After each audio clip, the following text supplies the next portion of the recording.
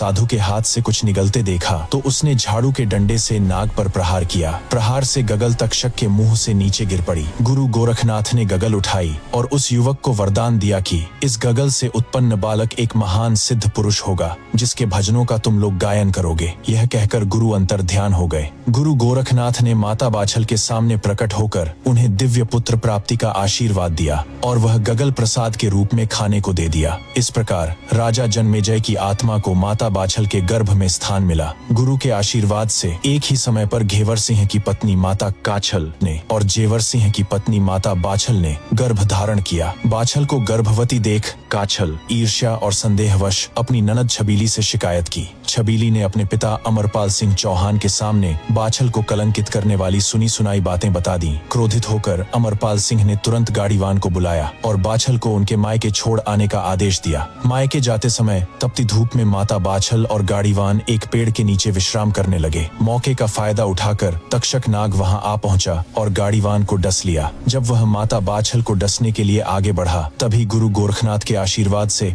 अपार शक्तियों से युक्त वीर गोगाजी माता की कोख से बाहर प्रकट हुए। गोगाजी ने अपने एक ही हाथ से तक्षक का गला कसकर पकड़ लिया। तड़पते हुए तक्षक ने दया की भीख मांगी। तब गोगाजी ने उसे तुरंत गाड़ीवान के शरीर से विष सोख कर उसे पुनः जीवित करने का आदेश दिया। तक्षक ने आज्ञा का पालन किया, क्षमा मांगी और पाताल लोक लौट गया। गाड़ीवान के उठने के बाद माता बाछल सिरसा स्थित अपने मायके पहुंची। पिता अमरपाल सिंह ने सच जानने के लिए उनकी परीक्षा लेने की घोषणा की। उन्होंने कहा कि बाछल को कच्चे सूत से बनी चारपाई पर सोना होगा। यदि वह सत्यवादी है तो धागे उसका वजन सहन कर लेंगे। माता बाछल ने गुरु गोरखनाथ को याद किया और जैसे ही चारपाई पर बैठी कच्चे सूत का एक भी धागा नहीं टूटा। यह प्रमाणित हो गया कि सतवंती माता बाछल पवित्र है। इसी बीच जब माता बाछल गहरी नींद में थी, गोगाजी ने गर्भ से ही उनसे बात की और कहा कि उनका जन्म पितृभूमि पर ही होना चाहिए वरना उनका उपहास होगा। गोगाजी ने कहा कि वह अपने पिता से बात करेंगे। गोगाजी ने स्वप्न में जंगल में विश्राम कर रहे अपने पिता जेवर सिंह से कहा, पिताश्री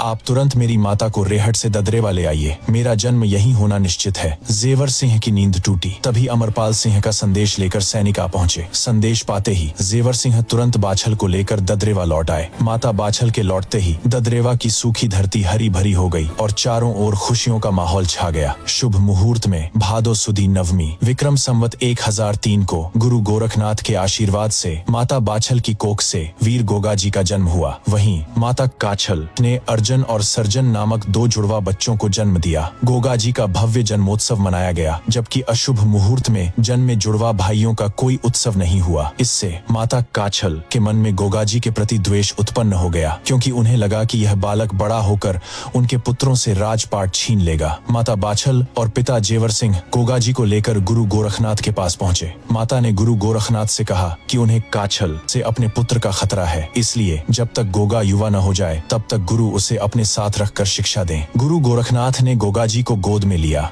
अपनी योग शक्तियों से उसे और भी शक्तिशाली बनाया और माता को लौटाते हुए कहा, निश्चिंत रहें माता, गोगा को रक्षा की आवश्यकता नहीं है।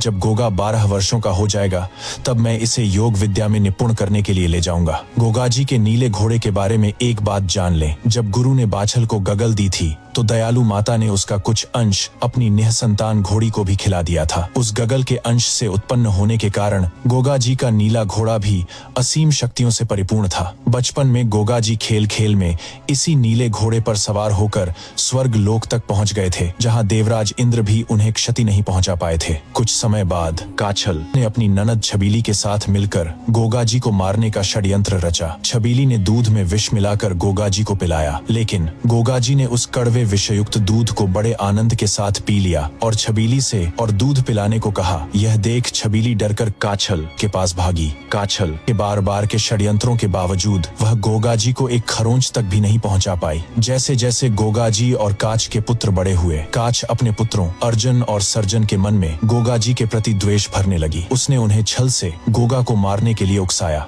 अर्जुन और सर्जन ने योजना बनाई और गोगाजी को खेलने के बहाने ददरेवा के एक गहरे तालाब के पास ले जाकर पीछे से धक्का दे दिया। गोगाजी तालाब की गहराइयों में जा पहुंचे जहां नागराज तक्षक तपस्या में लीन था। गोगाजी ने तक्षक की तपस्या भंग कर दी, जिससे तक्षक को अत्यधिक क्रोध आया और वह गोगाजी को हानि पहुंचाने के इरादे से आगे बढ़ा। तभी गुरु गोरखनाथ वहां प्रकट हुए और तक्षक को रोका। तक्षक ने गुरु से पूछा कि यह मायावी बालक कौन है। गुरु ने कहा, शायद तुमने इसे पहचाना नहीं। मैं यहाँ इसकी रक्षा करने नहीं बल्कि तुम्हारे प्राणों की रक्षा करने आया हूँ। यह वही बालक है जिसे तुम गर्भ में ही खत्म कर देना चाहते थे। गोगाजी की असीमित शक्तियों का आभास होने पर नागराज तक्षक ने क्षमा मांगी और गोगाजी भी तपस्या में बाधा डालने के लिए खेद प्रकट कर पुनः भूलोक पर लौट आए। अपने भाइयों के छल कपट से गोगाजी का रक्त उबल पड़ा और वह अकेले ही दोनों भाइयों पर टूट पड़े। गुरु के विशेष आशीर्वाद से गोगाजी ने अर्जुन और सर्जन को बुरी तरह से पीट कर घायल कर दिया। तभी पिता जेवर सिंह वहां आ पहुंचे और बीच बचाव कर दोनों को महल लौटने का आदेश दिया। घायल अर्जुन और सर्जन ने रोते हुए अपनी माता काछल को सब बताया।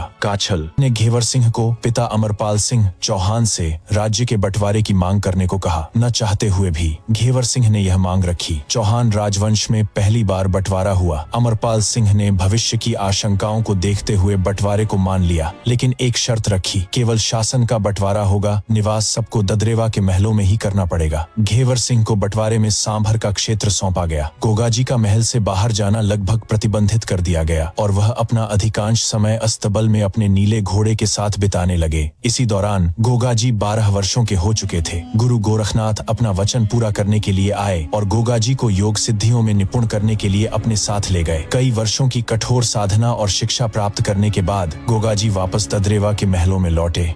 इसका अगला भाग जल्द ही आने